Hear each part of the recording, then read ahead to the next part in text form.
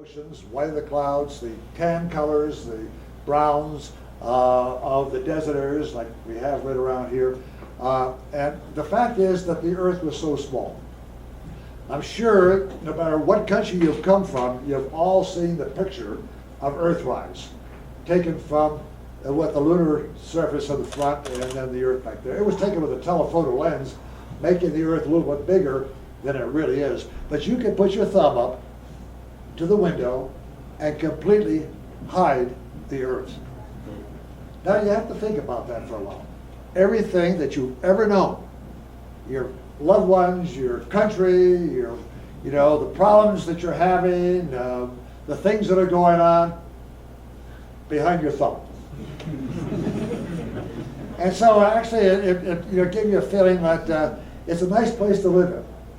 Because we're back here, you're all astronauts, whether you know it or not. You're on a spacecraft with limited supplies, and so we have to learn and work together. So that was our first flight, and it was sort of, they said, geopolitical. We beat the Russians, and that was the main purpose of that flight, by the way.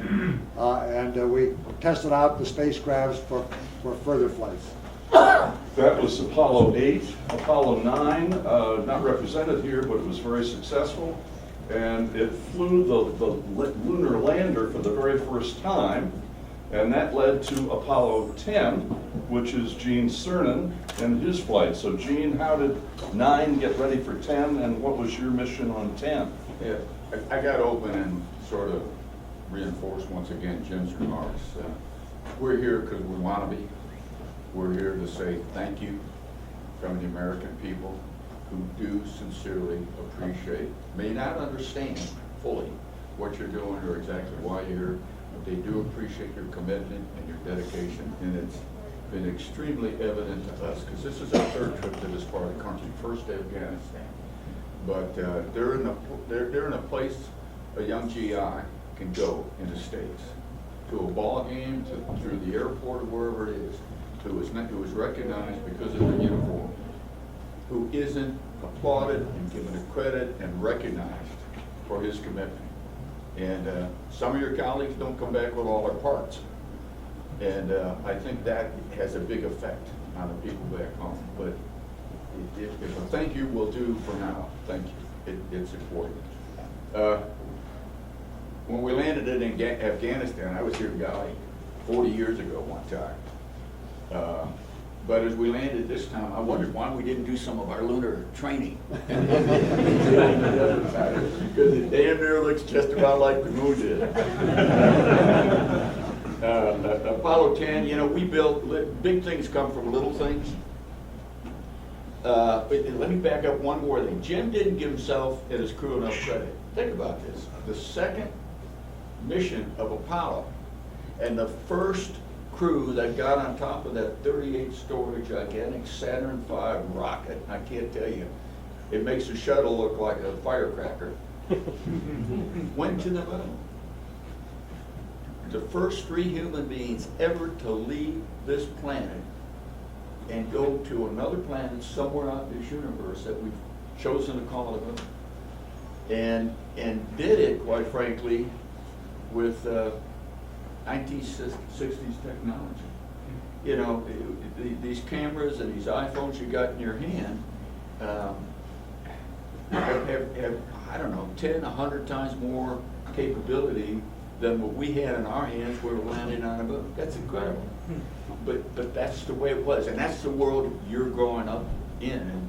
And as we get familiar with what's going on out here, we see so much of that modern technology come into play. To help you do your job, and that's a very impressive thing. Apollo 10, we tried to build on 8, I've been going to the moon, and that was our objective, to go to the moon. And on 9, we flew the lunar module in Earth orbit to make sure it could fly. And so we took those 2 flights, took the lunar module, Snoopy and Charlie Brown, and went to the moon and tried to make sure the lunar module would work in a thermal environment. Someone asked Neil yesterday, how cold does it get on the moon? How hot or how cold do you want it to be? What is it? I don't know. Minus 150, plus 250, depends on you're in the shadow or the shade the lunar module had to perform. And if you see these, it looks like a Rube Goldberg. The skin is about that thick on a lunar module. A command module is like one of these things we rode around on yesterday. What do you call them? Rhinos and what? No, not the rhino. What's the other one? The MRAP. MRAP.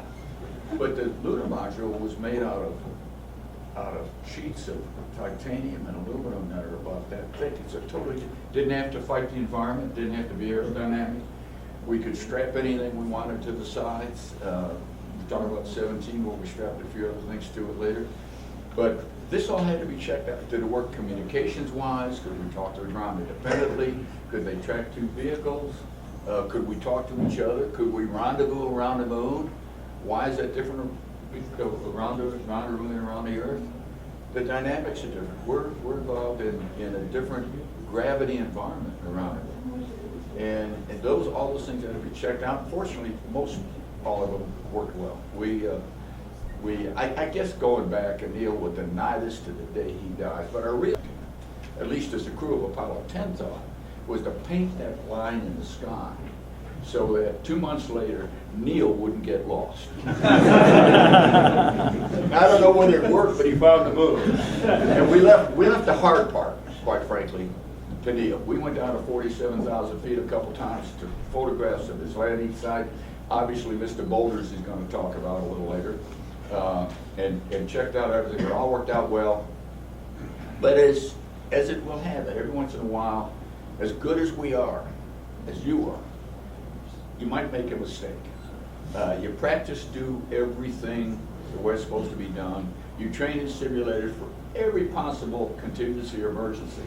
And yet, if it doesn't happen by itself, the crew will make it happen. And that's what happened in our flight, because between Tom Stafford and myself, we were simulating the staging on the surface of the moon that Neil would have to work, and we had a guidance switch in the wrong position.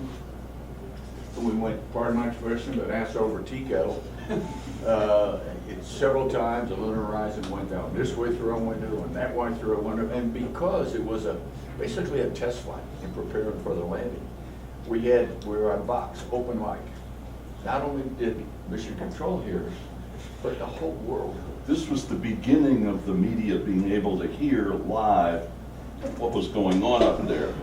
Live. Yeah. live. And we took color television too for the first time and won an Emmy for taking a picture of that Earth that you took a picture of. We put it on television. Anyway, so Tom Stafford, being an outstanding Air Force pilot, that was hard to say. Remember, they were all naval aviators. Just remember that. I was able to take control manually, and we docked it, went on, and through the rest of the mission. But during that open box, when it happened so quick, and I just said to Tom, golly, what the heck happened? Or words to that effect. Now, Tom Stafford is from Oklahoma. Anyone from Oklahoma? Do you mumble? I've met him. Tom, you met Tom. Did you understand what he said? He was speaking English now. All of us, right? Yeah, I know. Well, you did understand. Well, Tom mumbles.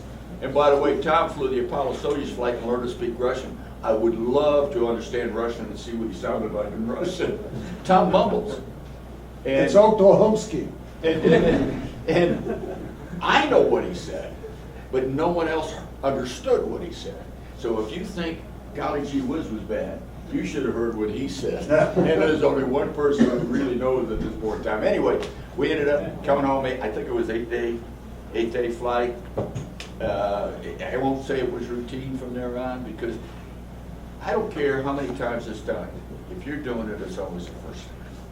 And it was a great experience, and one of the most significant memories of that flight and my flight that followed was to be what Jim talked about, just to be out there 250,000 miles away and look back home, look at your identity with reality, and try and cope with it all, try and put it all together, and realize where you are at that moment in space and time and history. It's just absolutely overpowering experience, aside from the other reasons we were there. So that's Apollo 10. And next, of course, is 11, the famous Apollo 11, and that was commanded by Neil Armstrong. So Neil, how much was